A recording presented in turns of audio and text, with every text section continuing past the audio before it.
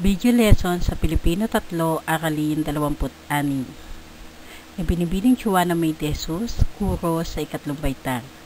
Isinalin sa video ni Ginang Edita T. Honrades, guro sa ika-4 na baitang.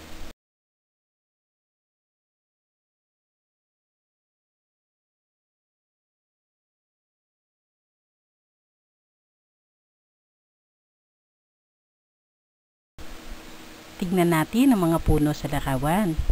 Ano-ano ang mga nakukuha natin sa puno?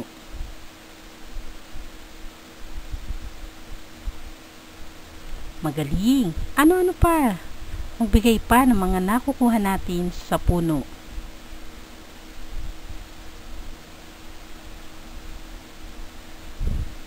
Mahusay! Meron pa ba tayong nakukuha sa puno?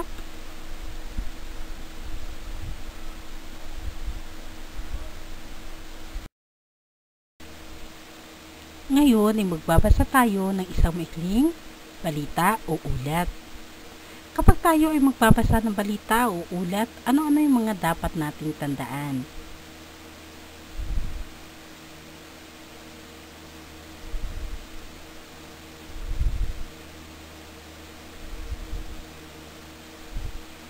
Mahusay!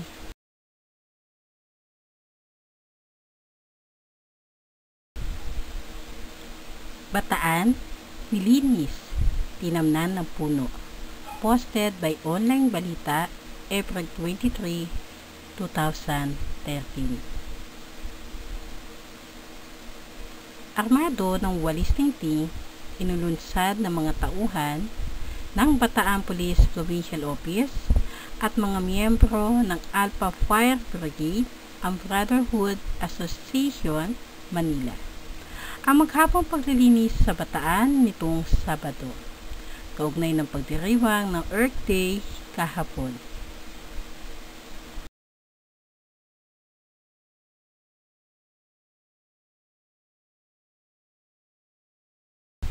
Ang paglilinis ay pinangunahan ng La Pilipina Oigoco Corporation sa pakikipagtulungan ng tanggapan ni Maribeles Mayor Dr. Jess Concepcion, na nanguna sa pagtatanim ng may 400 puno na niyog sa baybayin ng barangay Townside, Maribeles.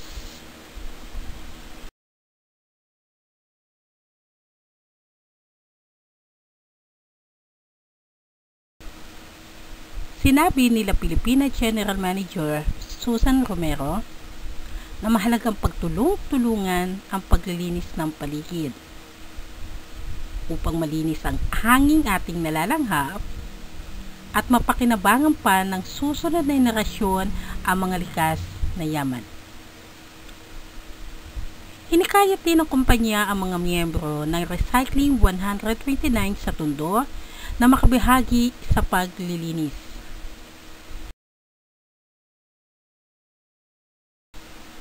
Mga bata, basahin natin muli ang balita ng higit nating maunawaan.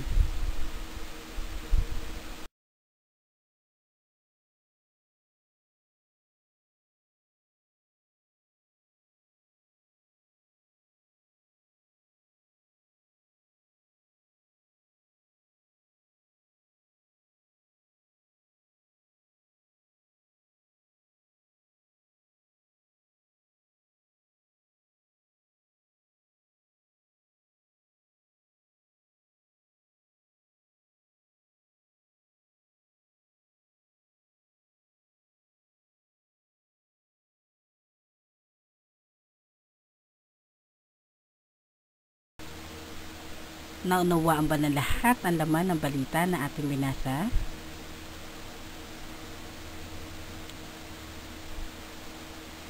Mahusay! O tingnan natin kung masasagot ninyo ang mga tanong tungkol sa balita na ating binasa. Ano ang laman ng balita?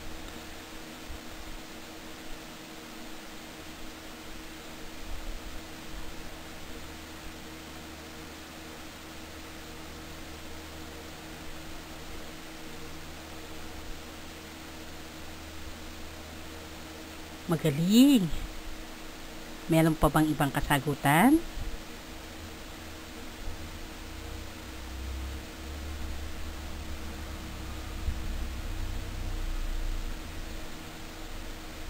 Mahusay. Ano-anong tanong ang sinasagot ng balitang nabasa?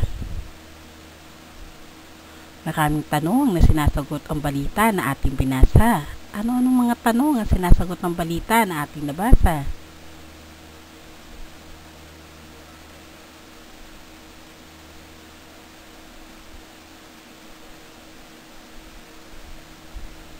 Meron pa bang ibang kasagutan?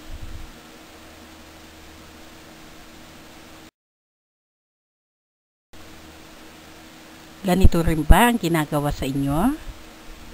Katulad ng mga ginagawa ng mga tao sa balitang ating binasa?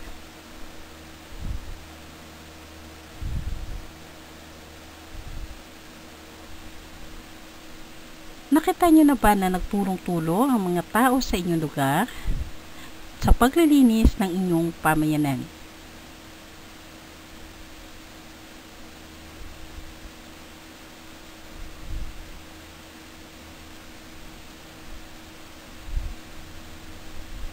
Mahusay.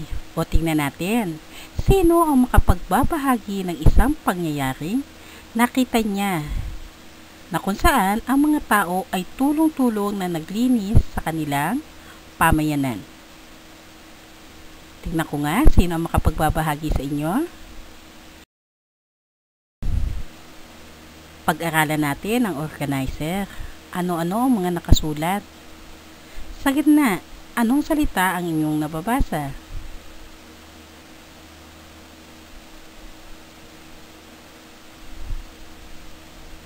Mahusay.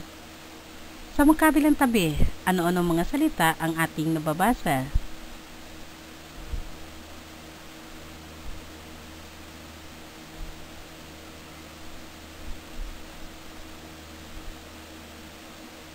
Mahusay. Ngayon, gagamitin natin niyang organizer na yan sa pagbubuod ng balita na ating binasa.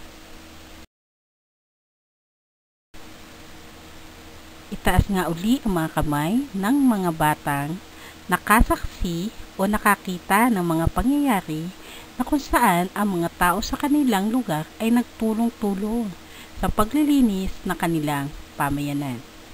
Sino-sino dito ang nakakita ng mga pangyayaring yun? Magaling! Mga bata, kunin ang inyong kwaderno.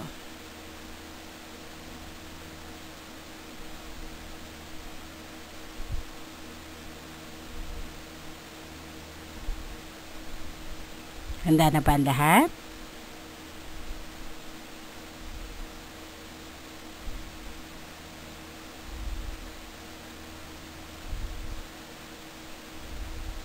Okay. Ngayon, ibibigyan ko kayo ng 10 minuto upang makasulat ng isang ulat o isang balita tungkol sa inyong nakitang sa inyong lugar, na kung saan ang mga tao ay nagtulong-tulong upang linisin ang inyong pamayanan. Handa na ba mga bata? Magaling. O, simulan na ang pagsusulat ng isang balita. Tapos na ba ang lahat?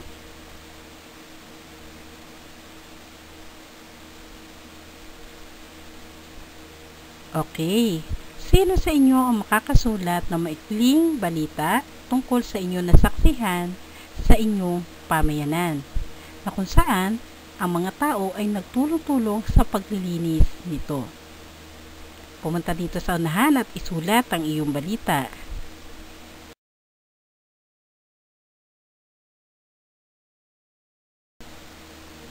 Nakasulat ba kayo ng isang maikling ulat o balita?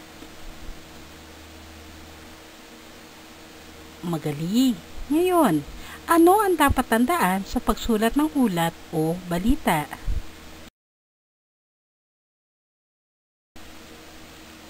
Basahin ang panuto na nakasulat sa pisaka.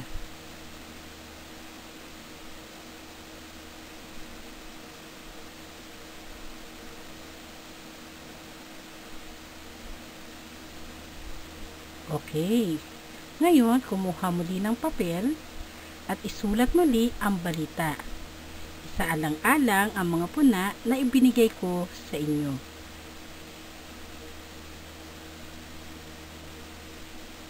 Naunawaan ba mga bata ang gagawin? Mahusay.